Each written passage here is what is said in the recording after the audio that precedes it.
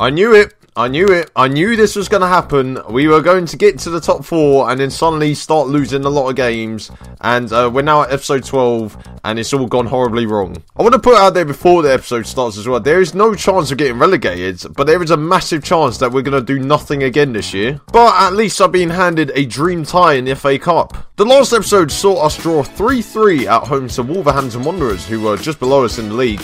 Whilst we were sitting in 6th, and I thought to myself, like, the fixtures after that weren't exactly hard, so we should still be around the top 6. And after the draw against Wolves, we beat Stoke away and then beat Hull City away in the FA Cup, and then ended up losing 4 on the bounce again. And you can also see that we drew Portsmouth in the FA Cup 4th round at home, the team that I support in real life, and that is the dream tie that I've been waiting for, as well as Manchester United away for the money. And talking on Manchester United, we were 1-0 up against them going into the 90th minute, and then this goal happened and we ended up losing the game. I mean, I'm still trying to work out what the fuck Jordan Pickford is doing. I mean, the ball was played back to him and he stood on his line. Is he a fucking idiot?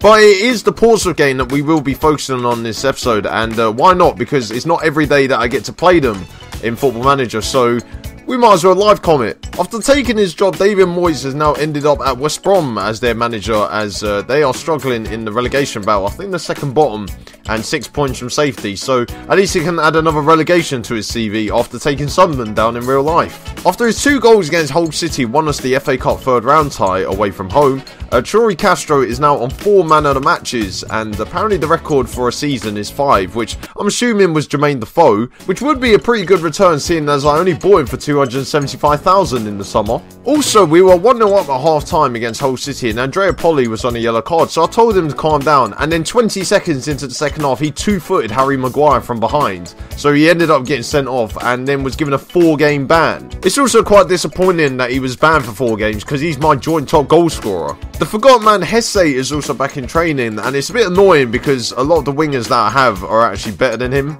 and I've just bought him and he broke his leg straight after, so he's not probably going to play for the rest of the year. I mean, who knows, I might get another winger who will break his leg like Januzaj did last year, Hesse this year. I mean, who's it next? Barini? Actually, he's not that good. I wouldn't mind him breaking his leg. Jesus Christ. Jose Mourinho also stated the obvious by saying that he was better than me. Also, the 6 billion people in the world probably would say the same thing too. With it being the January transfer window, I'm trying to get rid of some of the players I don't really need, like Khazri. And then Fabian Delph decided to go out into the press and tell Khazri to stay, which is not really what I want, Fabian. Yeah, let me keep Khazri, who's on like 45 grand a week, and I'm not even playing him this season. So Socrates, the Dortmund centre-back, was close to signing for us till West Ham decided to put in a bid for him, and then I didn't get him.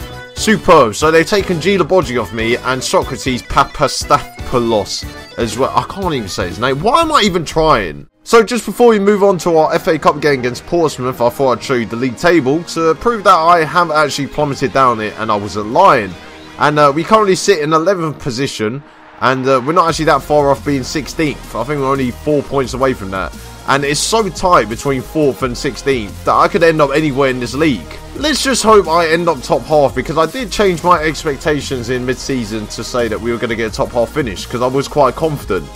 Now I'm not so. I've also just had a look at the pre-match odds against Portsmouth at home, and Portsmouth are only 3-1 to beat us. I mean, I'm 10-1 to beat Chelsea away in the same league, and Portsmouth are 2 leagues below me, so how are they 3-1? Actually, hold on, I'm just going to call my agent, tell him to put £10 on Portsmouth to win. Well, here we are, the game that I've been looking forward to for about a month now, and it's probably shown in the results that I've had recently, where we haven't actually scored in 3 of them, and lost to Manchester United in injury time. So, as I've mentioned already, Benoit Costil is our cup goalkeeper, so he will take his place between the sticks, and Jordan Pickford is dropped completely out of the team. So, because we don't really have any backup defenders, it means that our Premier League defence is pretty much in place, except Sutar replaces Gardosh, and Garcia replaces Oviedo on the left. So, because this is a big game for us, I've gone with the strongest midfield 3 at my disposal, and Didier Ndonga plays in front of the defence, with Fabian Delph and Rodrigo Battaglia playing in the central midfield positions.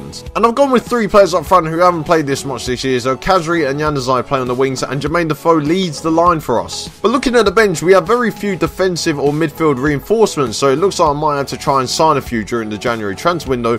But there is a new face on there. Joshua Maggio joins the first team. He's a 19-year-old striker, And I thought I would see if I could give him a chance in this game, because we could be thrashing Portsmouth here, but who knows. Okay, I made a little bit of a late change to the team that actually I did announce originally. So Khazri's just gone on loan to West Brom. So it means that Castro plays on the wing instead of Khazri. And, well, it doesn't really matter anyway, because we're still going to beat Portsmouth.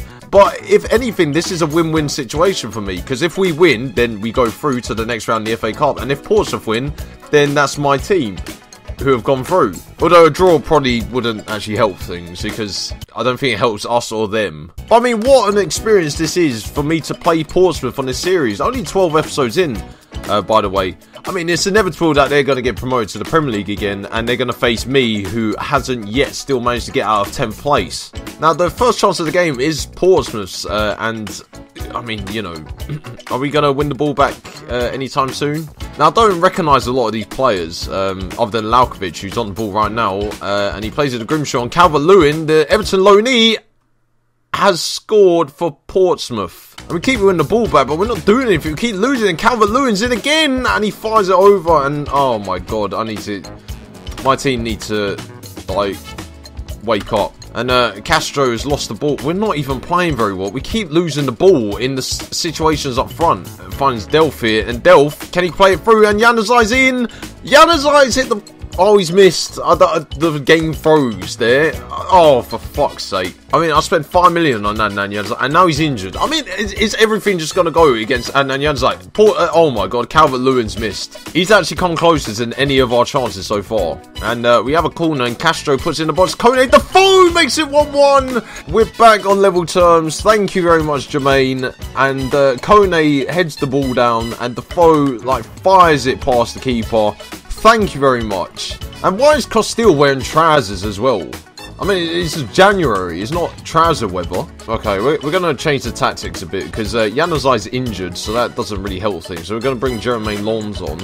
No, you know what? We're gonna put Lons into the centre behind the striker as an advanced playmaker. Take off Ndong, bring on Barini as a winger. There we go. That'll work. Tackling. Oh, Batalia's won the ball back, and now we're counter-attacking. They're counter-attacking. Chori finds Delph, and Delph to Battaglia. It's out wide, and it's Barini. It's 2-1. Fabio Barini, the substitute, puts us into the lead. Thank you very much. Why did I think about selling him in the summer? He seems to pop up with the important goals against League One sides at home in the FA Cup. It's exactly what I kept him at the club for. I mean, Portsmouth could easily come back here. And oh, Defoe, there's so much space here for Defoe to run into. He's 1-on-1 with the keeper. Defoe, it's hit the post. I was about to say it's 3-1. Oh no. This isn't what should be happening. I'm going to take off Defoe and bring on Major. Let's bring on Major to see what he has. Delph is stolen off him, and it's Major's in. It's 3-1. That's game over. Joshua Major gets his goal on his debut. That's game over. Thank you very much. But that is it, I think. Game over. We're into the FA Cup 5th round. Yeah, we can relax now. We can relax. I don't have to get annoyed. We were losing, and we've come back. It's a good result, if anything. And there we go. It's game over. We've won 3-1 at home to Portsmouth. It's a result that I'll take. It's not the best win in the world. I mean, we were 1-0 down, and we've come back to win. And Barini and Major, the two substitutes, have won it for us. But just looking at the stats, they had Portsmouth had 9 shots. We had 10. Yeah, we didn't get that many, but it's not how many shots you have, it's how many you score. I think we're going to continue this recording to find out who we get in the FA Cup 5th rounds. Come on, there's some big teams still in there. Hopefully we don't get any of them. And Chelsea are at home to Reading. That's alright. Liverpool are at home to Huddersfield. That's alright. Tottenham are at home to Man United. That's good. Leicester and Middlesbrough are at home to us. Brilliant. Great. We got fucking Leicester and Middlesbrough. We couldn't get Wickham away, and that's Watford's draw. Superb. Fucking Leicester and Middlesbrough. Brilliant.